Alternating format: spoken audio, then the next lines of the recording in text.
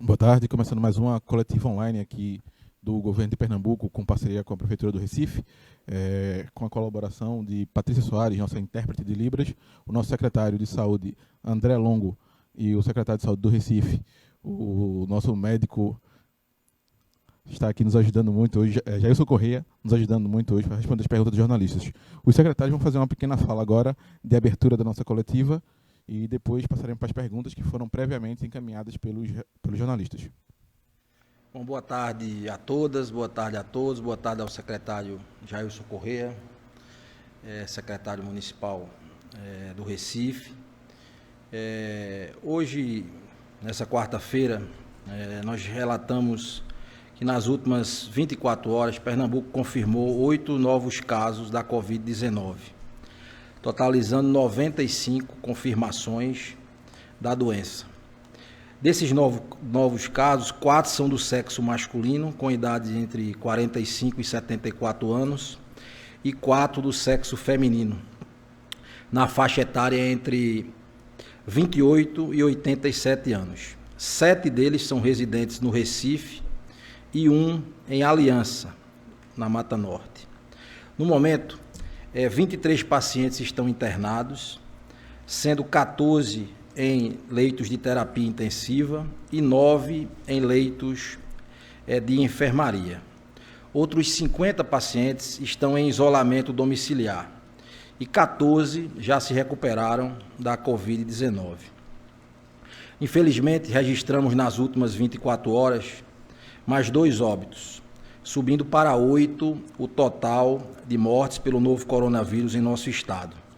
O primeiro caso era do Recife, tinha 64 anos, com histórico de diabetes e hipertensão, além de ter passado por um transplante renal há 10 anos. Ele veio a óbito na última terça-feira no Hospital Universitário Oswaldo Cruz. Já o outro paciente tinha 81 anos e era residente de Olinda. Ele foi socorrido no final da manhã do dia 25 de março numa UPA.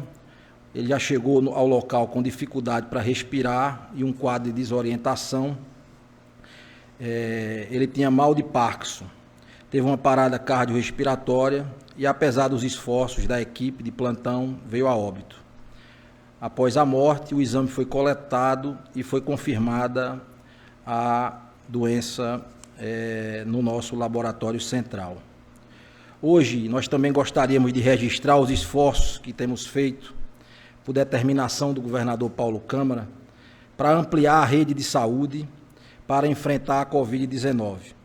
Nesta quarta-feira, a Unidade Pernambucana de Atenção Especializada, UPAE, de Petrolina, abriu 10 leitos dedicados e exclusivos para pacientes com quadros suspeitos ou confirmados da Covid-19, servindo de referência para aquela região.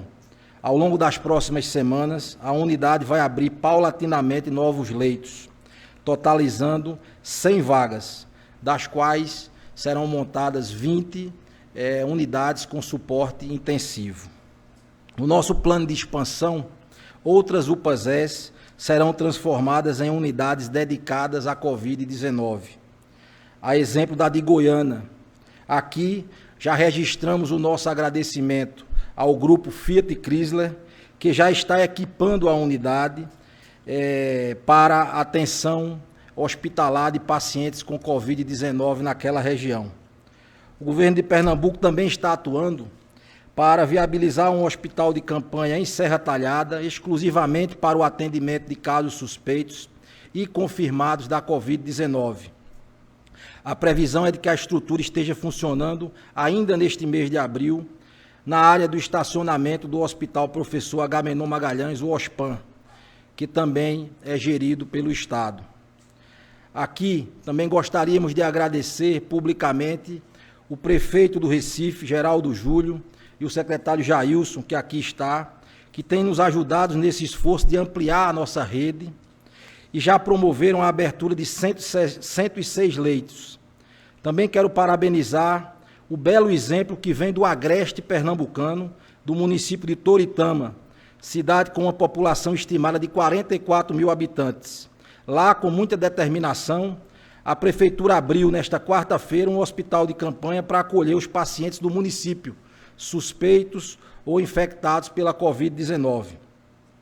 Será de grande ajuda ao Estado que outros municípios, muitos inclusive maiores do que Toritama e com mais estrutura, principalmente me refiro àqueles com mais de 100 mil habitantes ou que são sedes de regionais de saúde, né, que possam seguir esse exemplo de Toritama, seguir o exemplo aqui na região metropolitana do Recife e disponibilizar, né, leitos intermediários e ou de terapia intensiva para ajudar no esforço que o governo do Estado está fazendo, né, para ampliar a nossa capacidade de enfrentamento ao Covid-19. É bom lembrar que o Ministério Público de Pernambuco já fez recomendação para que os municípios com mais de 100 mil habitantes instalem leitos de retaguarda e possivelmente de UTI também, né, em suas redes de saúde para dar suporte à sua população. Para finalizar, gostaria de anunciar que o governo de Pernambuco tem um esforço adicional para a manutenção das medidas restritivas, da medida de isolamento social. Está veiculando nas rádios e televisões de todo o Estado, a partir de amanhã, mais uma campanha educativa para ressaltar a recomendação para que as pessoas fiquem em casa.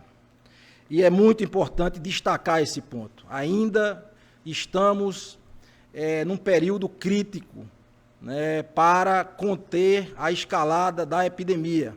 Então é muito importante, esses dias são decisivos para o resultado que nós queremos, né? Então é muito importante que a população se conscientize, não relaxe. Nós temos tido relatos de que no interior as pessoas estão mais relaxadas. A doença, ela vai chegar também ao interior, é uma questão de tempo, ela já está em algumas das cidades, então nós precisamos que toda a população se conscientize. Esses dias de agora serão determinantes para os dias que virão no decorrer do mês de abril.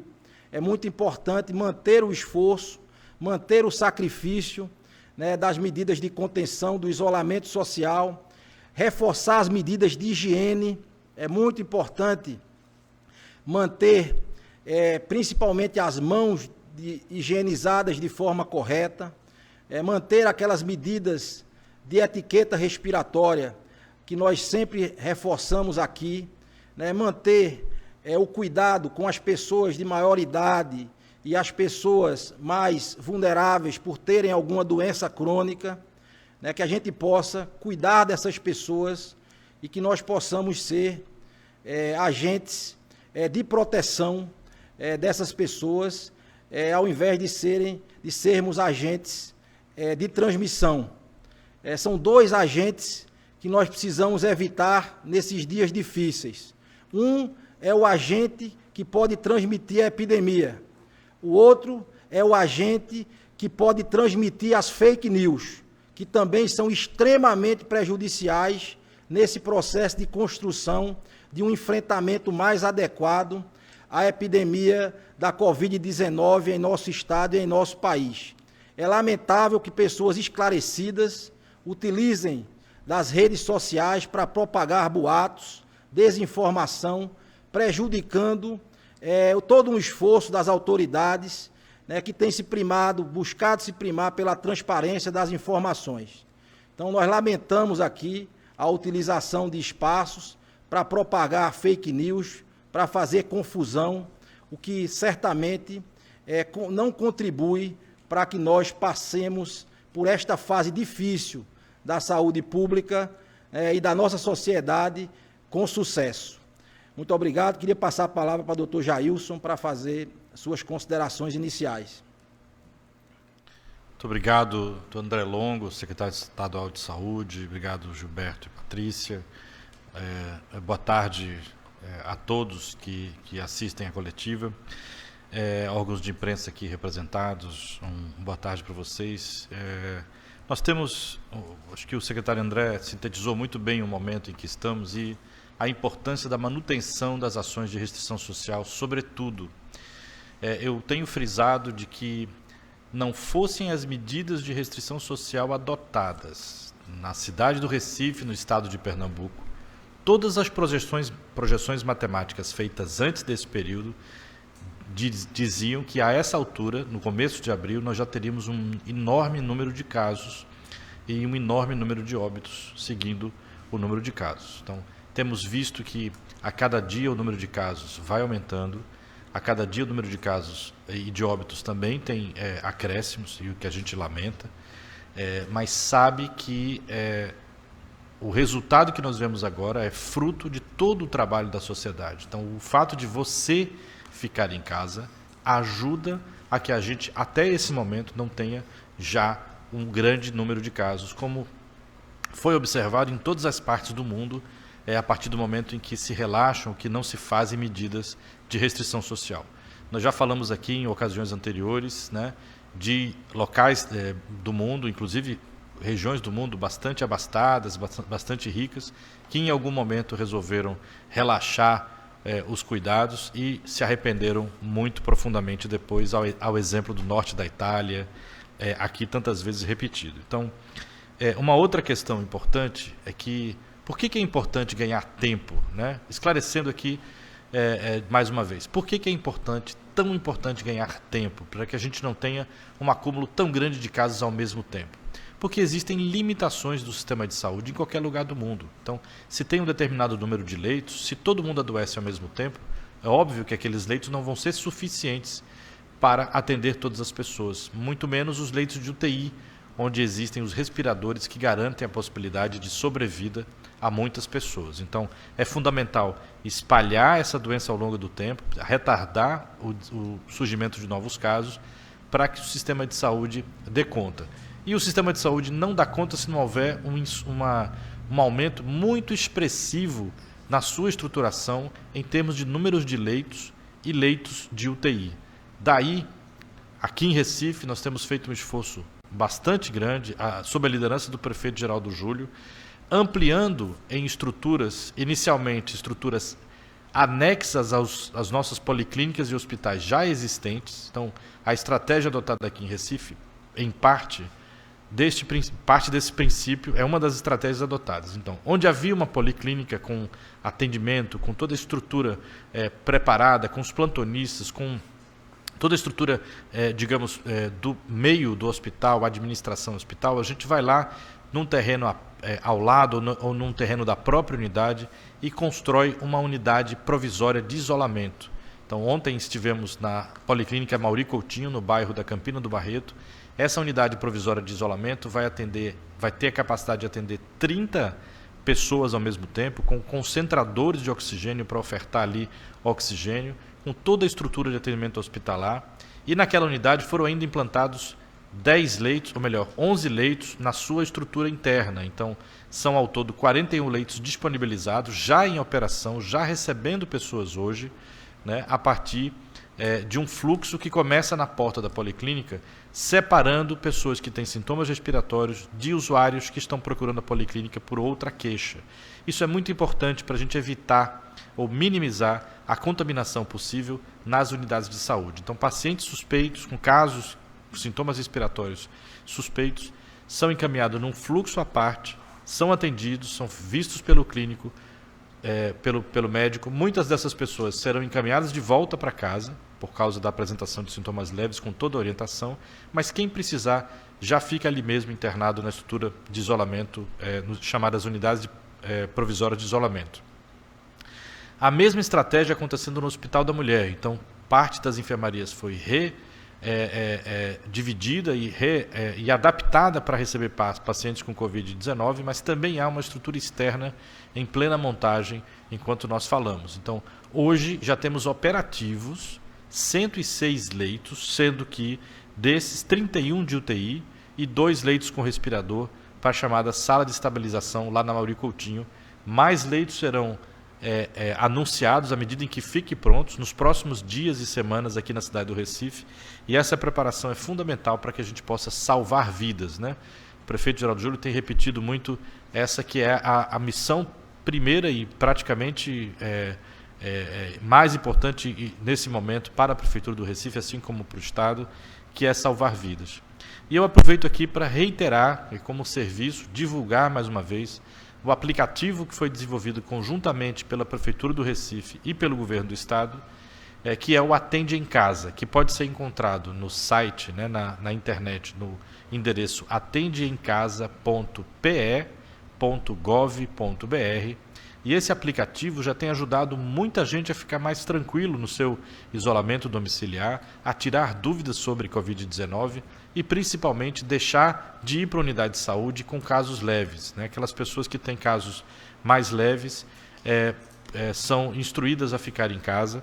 O aplicativo já atendeu mais de 6.000 pessoas aqui na cidade do Recife e com mais de 1.000 teleorientações, ou seja, videochamadas entre o usuário, o paciente, a pessoa que está em casa e o profissional de saúde, enfermeiro ou médico, garantindo assim uma orientação e, fundamentalmente, diminuindo a pressão nos serviços de urgência, que certamente, com o passar dos dias e semanas, estarão vivendo momentos de grande procura pela população. Então, essas breves palavras aí de introdução, talvez só para terminar dizendo que esse esforço de 106 leitos, doutor André, que já estão em operação, se soma a outras iniciativas em policlínicas da cidade. Então, o prefeito já anunciou esses números, são ao todo para essa primeira fase 371 leitos, sendo dos quais 78 leitos com respirador, que vão ajudar a garantir a sobrevida de muita gente nessa busca de salvar vidas que a prefeitura tem lutado, buscado ao longo desses últimos dias. Lembrando que hoje estamos a apenas 21 dias, né, da decretação de pandemia global, então é um esforço feito de maneira articulada num espaço de tempo bastante curto. Vamos às perguntas dos jornalistas, começando aqui por Fábio Calado, da TV Clube. Serra Talhada, Petrolina e outras cidades do interior do estado estão recebendo hospitais de campanha. O governo do estado já sabe quantos hospitais serão montados e quantos leitos? Bom, o compromisso, a gente já falou um pouco sobre isso, acho que Jailson também já falou, né? Nós assumimos aqui um compromisso conjunto de instalar pelo menos 1.000 novos leitos no estado, capital e interior do estado.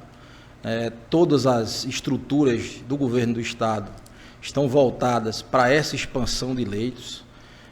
Nós estamos mobilizando toda a nossa força hospitalar para isso, a rede do estado, que é muito grande.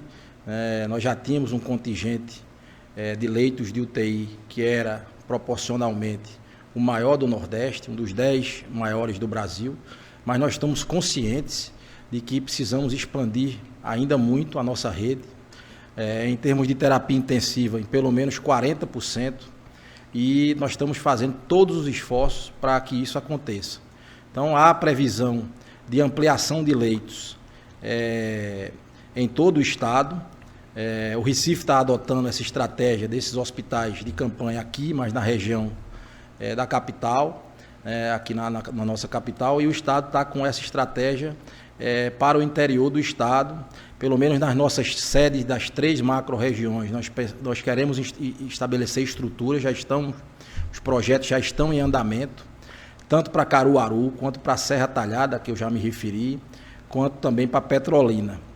E também estamos estudando algumas unidades aqui que a gente acredita que possam crescer nesse esforço, tanto em Olinda, a gente está substituindo, até uma pergunta aqui que eu vi dos jornalistas, estamos substituindo o Unicordes pela maternidade Brites de Albuquerque, que o Unicordes passa por um problema estrutural. Nós estamos substituindo aquela unidade que foi requisitada inicialmente e já fizemos um termo de convênio com a Prefeitura de Olinda para ocupar a Brites de Albuquerque. A Brites de Albuquerque tem 60 leitos e nós queremos deixar ela com capacidade para 100 leitos. Então a gente vai ter que montar uma estrutura anexa à Brites de Albuquerque para permitir que esse complexo funcione. Isso já está sendo tratado pela organização social que vai cuidar dessa operação, que é o Tricentenário. Então nós estamos nesse processo de implantação, e há também uma perspectiva né, de ampliação, né, de espaços hoje existentes em outras unidades hospitalares, dentro de um cronograma de crescimento, né, desses leitos. É isso. A pergunta da Ana Maria do Nascimento, do Diário Pernambuco, acabou sendo respondida pelo secretário André. Vamos agora para Fabiane Assunção, TV Jornal Recife. Fala-se em um possível colapso da rede de atendimento pública e particular agora no mês de abril. Abril começa hoje. Em Pernambuco, qual é a nossa capacidade de atendimento em números? Bom, todos os modelos matemáticos que a gente teve acesso previam já agora para os primeiros 15 dias de abril, dias muito difíceis, se nós não tivéssemos tomado todas as medidas de restrição, de isolamento social que foram adotadas ainda começaram no começo do mês de março, na primeira quinzena de março. Então foi muito importante ter adotado essas medidas, porque o nosso crescimento em curva, em especial de doentes graves, que é o que a gente tem monitorado prioritariamente, tem mostrado que a gente está ganhando tempo, estamos ganhando dias preciosos, nesse processo de preparação da rede de saúde. Os últimos números mostram que Pernambuco já tem 290 novos leitos, sendo 90 de UTI à disposição da população. Mas já há uma ocupação expressiva desses leitos, e não só, obviamente, por doentes da Covid-19, mas por doentes com problemas respiratórios. A gente já tem uma taxa de ocupação desses leitos, já está em uma taxa de ocupação média na ordem de 49%. A gente tem percebido um incremento do número de síndromes respiratórias agudas graves. No nosso monitoramento, ainda não há, dentre elas, uma prevalência de Covid-19. Então, isso é um bom sinal, dentro desse nosso acompanhamento das síndromes respiratórias agudas graves, mas é uma questão de tempo. Todos os indicativos mostram que nós estamos conseguindo, graças ao esforço da população de Pernambuco, da responsabilidade do nosso povo, da determinação de todos nós que estamos nesse enfrentamento, nós estamos conseguindo retardar a aceleração da curva. Quanto mais a gente conseguir retardar essa aceleração, para que a gente esteja melhor preparado para esse enfrentamento, melhor. Então, a ideia é que a gente vá crescendo esse número de leitos ao longo do mês de abril, ao mesmo tempo nesse trabalho de retardar o pico da epidemia. É assim que tem sido feito em todos os estados, a gente tem conversado muito é assim que tem buscado fazer outras iniciativas no mundo inteiro. Temos conversado com especialistas nacionais, internacionais, para esse acompanhamento, e a nossa ideia na medida em que a gente vai agora ampliar a nossa capacidade de testagem, a gente possa trazer números mais representativos do conjunto de pessoas com síndrome gripal mais leve, ampliando essa estratégia de atenção, obviamente que inicialmente com foco muito maior nos profissionais de saúde, e nos profissionais dos serviços essenciais de segurança. Dr. Jailson, se quiser complementar, fique à vontade. Que, por ocasião da resposta anterior, a gente já explicou os esforços em relação à ocupação de leitos. Já temos, naturalmente, ocupação de leitos de UTI na UTI do Hospital da Mulher do Recife, já aí ajudando a salvar vidas. Essencialmente, essa estrutura não fosse a abertura de novos leitos, teríamos perdido já mais vidas por causa do Covid-19. Então, é muito importante e historicamente, a estruturação do sistema de saúde pensa no seu planejamento em meses, em anos de planejamento. Esta crise internacional, essa pandemia global, tem exigido ações em que dias fazem absolutamente toda a diferença. Então, dias, quinzenas, semanas fazem uma diferença enorme naquilo que é possível oferecer de retaguarda, de possibilidade de oferta de serviço para a população. Então, acho que novamente, né, reitero aqui a importância das medidas de restrição e isolamento social.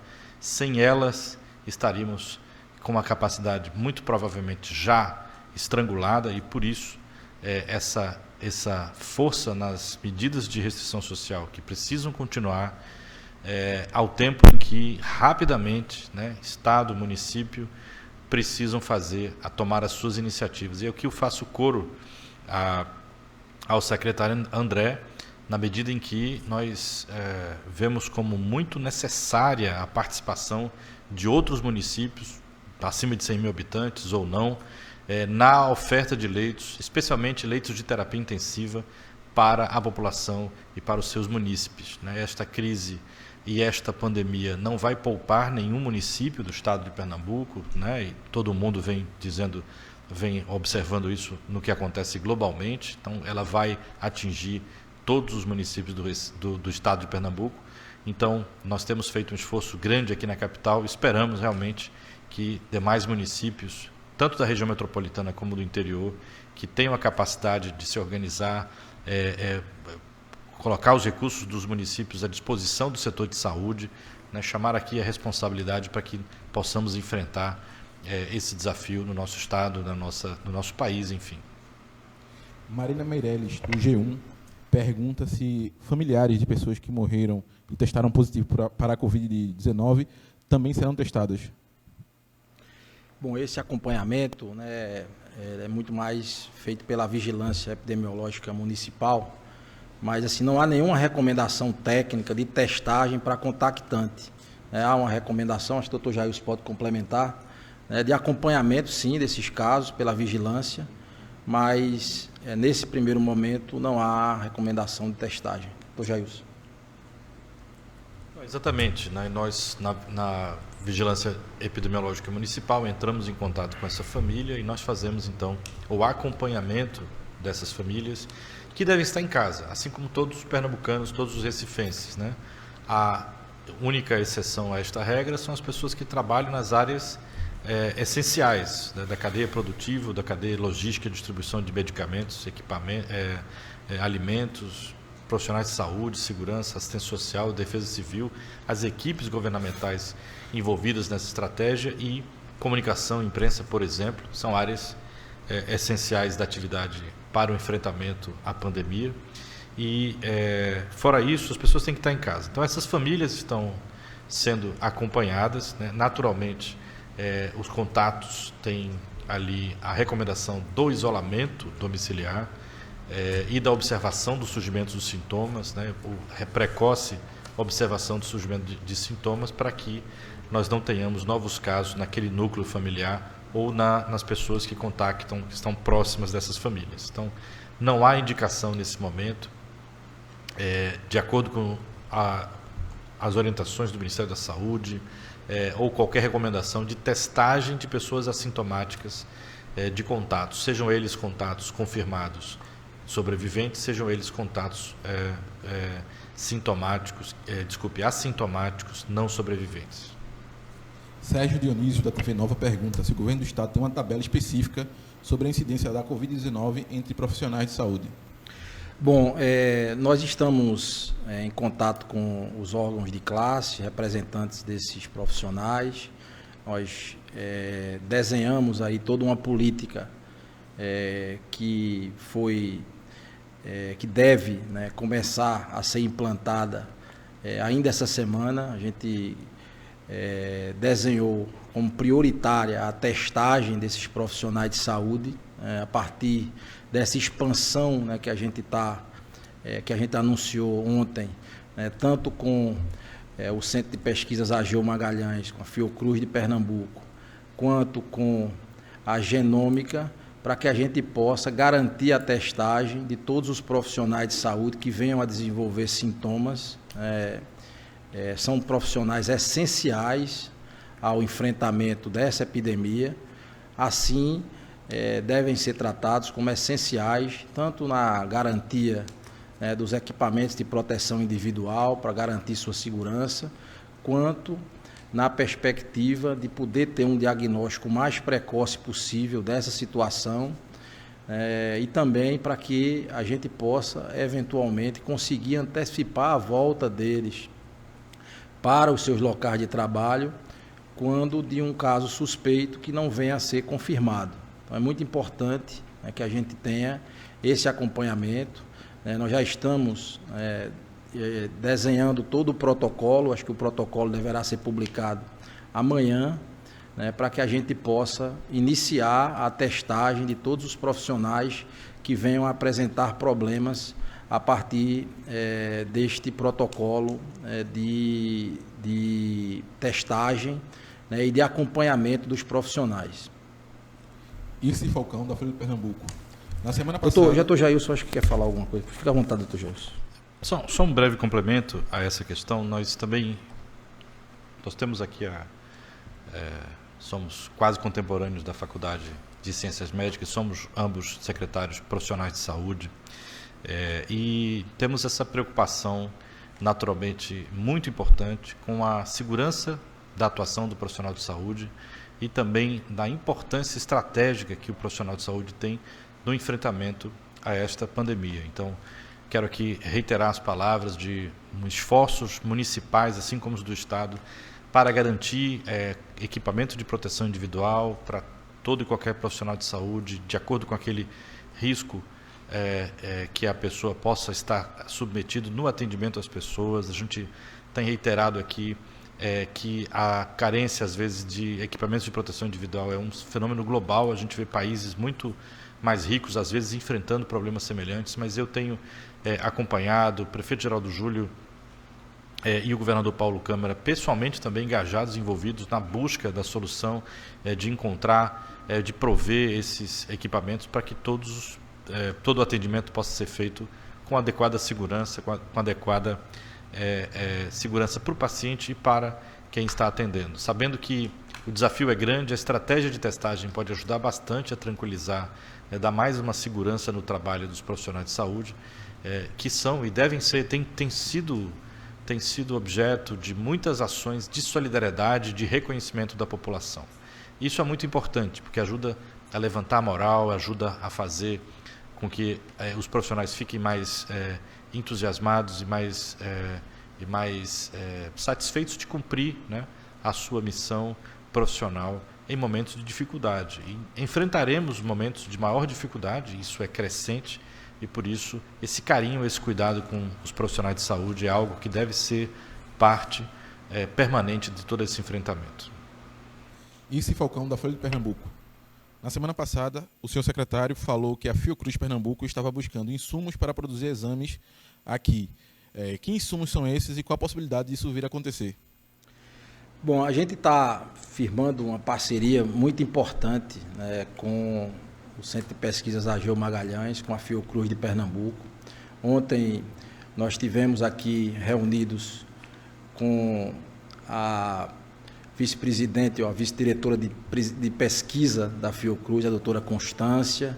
Tivemos também com o doutor Simval, diretor, presidente da Fiocruz Pernambuco, trabalhando, né, nessa parceria, né, que vai ser muito importante na ampliação da testagem aqui em Pernambuco e também para o desenvolvimento de pesquisas, né? A gente quer fazer o isolamento genético, né, fazer o mapeamento genético, né, do vírus aqui que está presente em Pernambuco.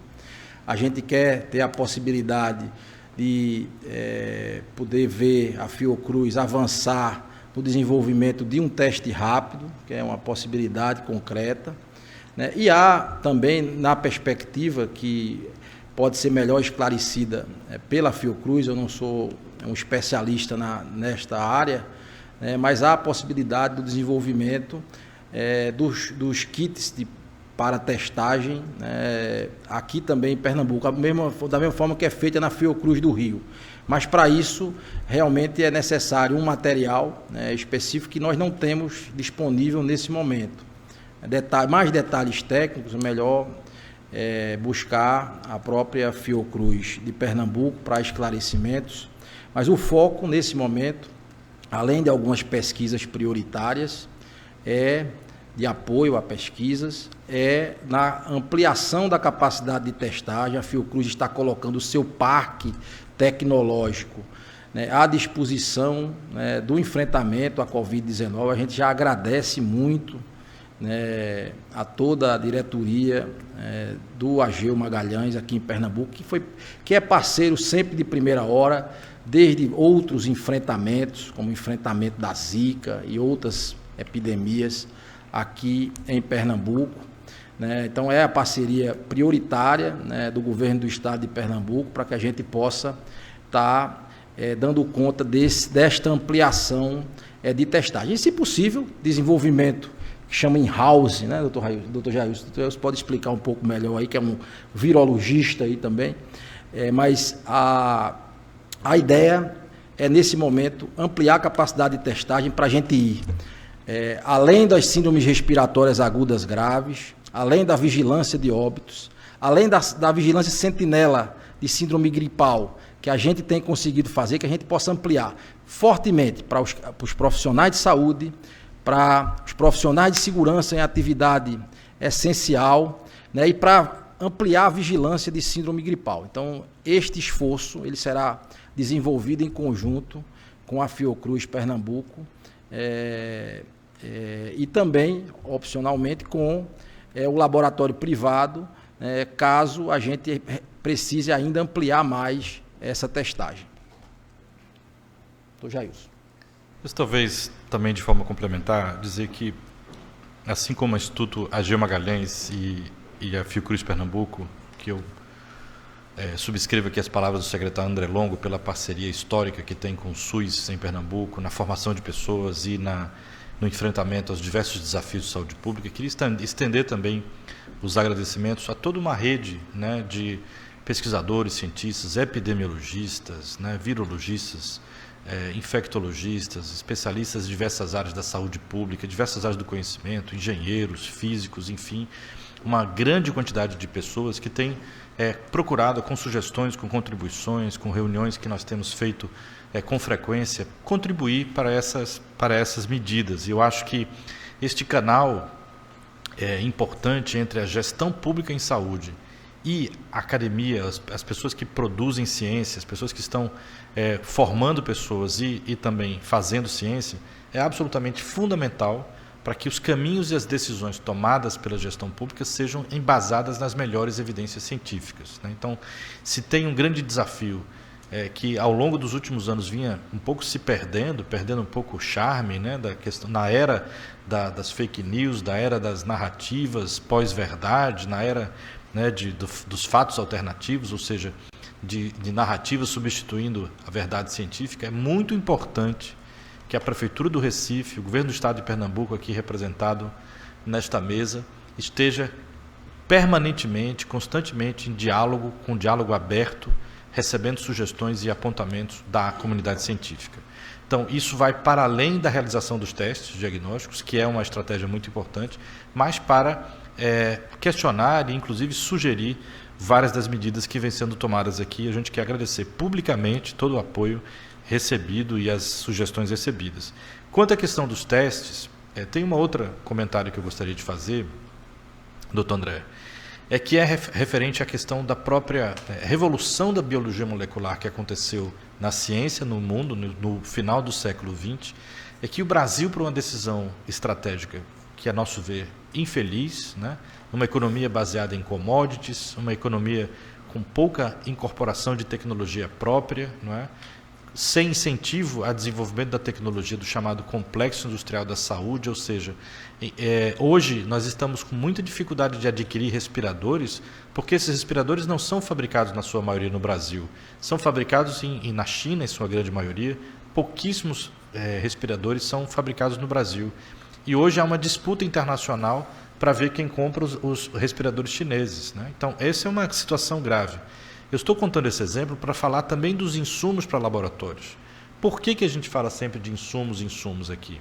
Porque os reagentes para os testes de laboratório, todos aqueles equipamentos, todos aqueles reagentes que são utilizados na realização desse teste, na sua grande maioria, são importados. E o mundo inteiro está comprando os mesmos reagentes. Portanto, quando se fala que há uma dificuldade de chegada de insumos, é uma dificuldade porque não há produção no Brasil em escala suficiente para dar conta da nossa necessidade.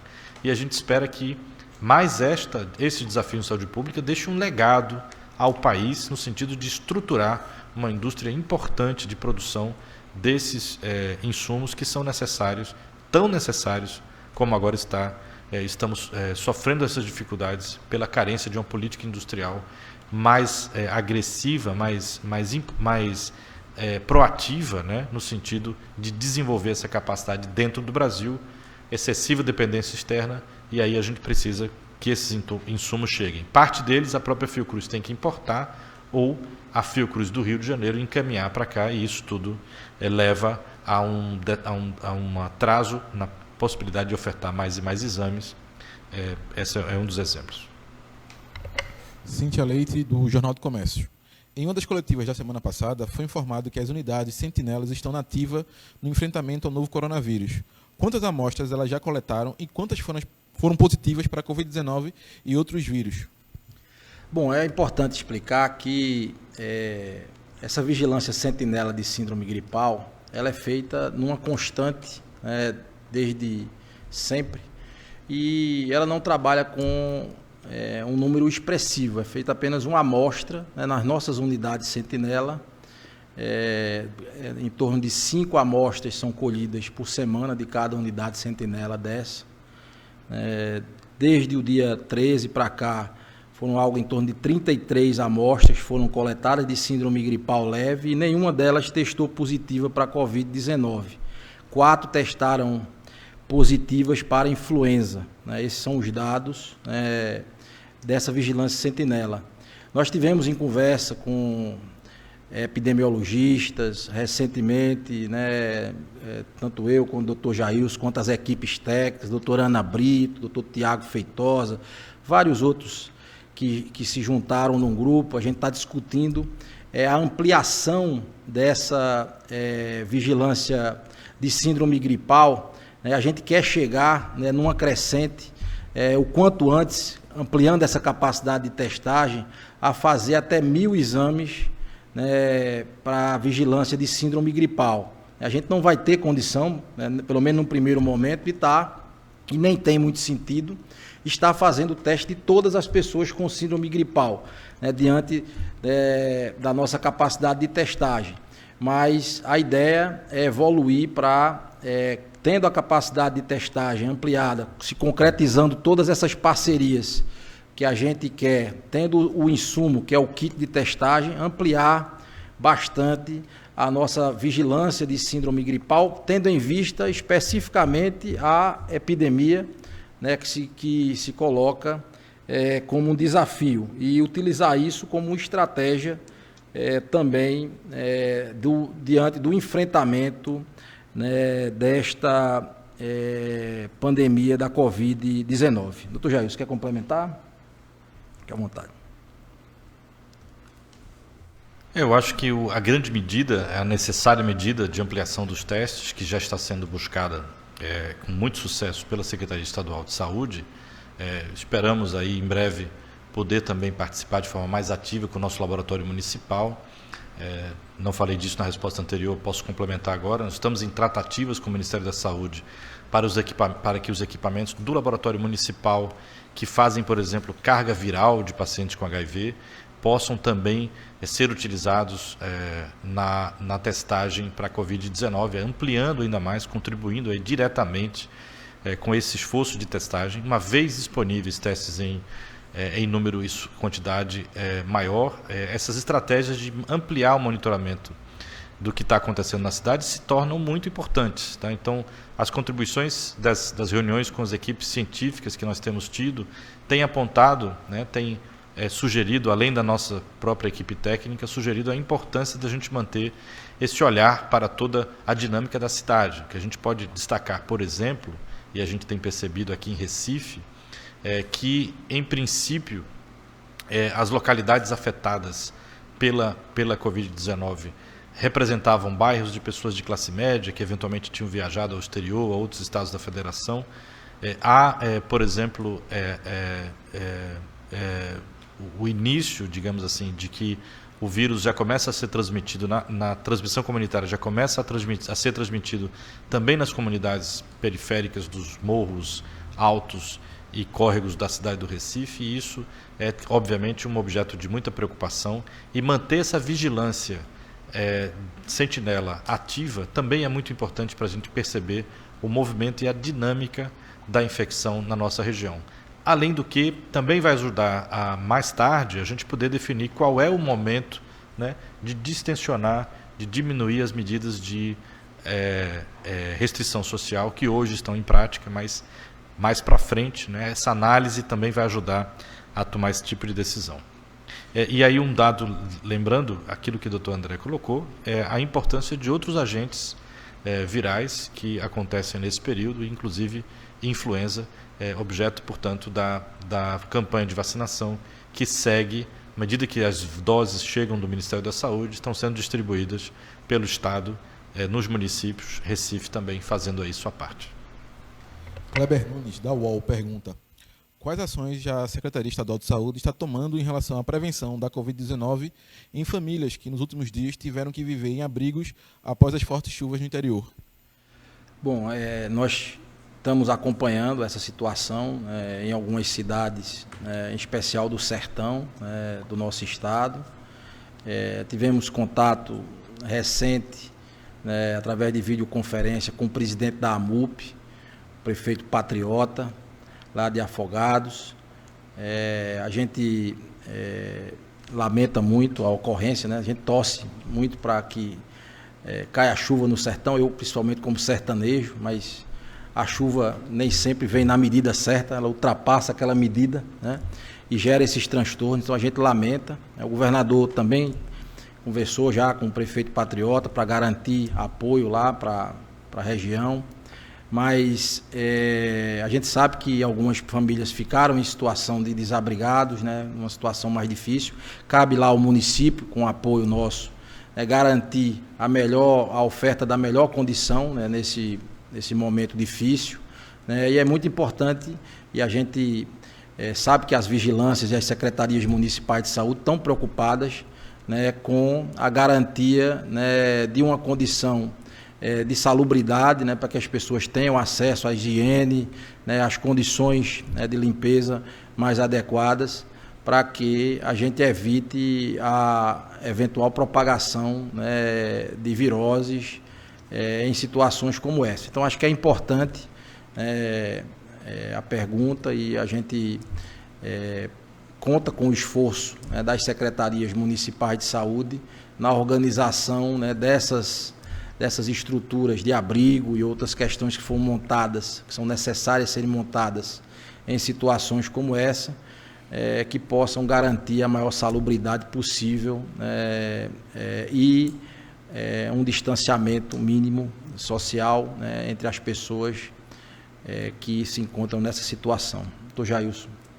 Só para ilustrar esse tipo de atividade, aqui em Recife, o prefeito Geraldo Júlio determinou a implantação de um novo abrigo temporário para acolher pessoas que estivessem em condição de desabrigamento por uma razão, como, por exemplo, a questão das chuvas ou outras razões, né? Então, além disso, a colocação à disposição de abrigos temporários que a prefeitura já tinha, né? Ele passou a ser utilizado para fazer o isolamento de sintomáticos respiratórios, né, entre as pessoas em situação de rua. Então, é uma população bastante vulnerável. Nós temos visto nas grandes cidades do país, todas as grandes cidades do país, um crescimento da população em situação de rua, decorrente da crise econômica, das consequências da profunda crise econômica que o nosso país já passava antes mesmo da pandemia, e essa população tem recebido uma atenção especial.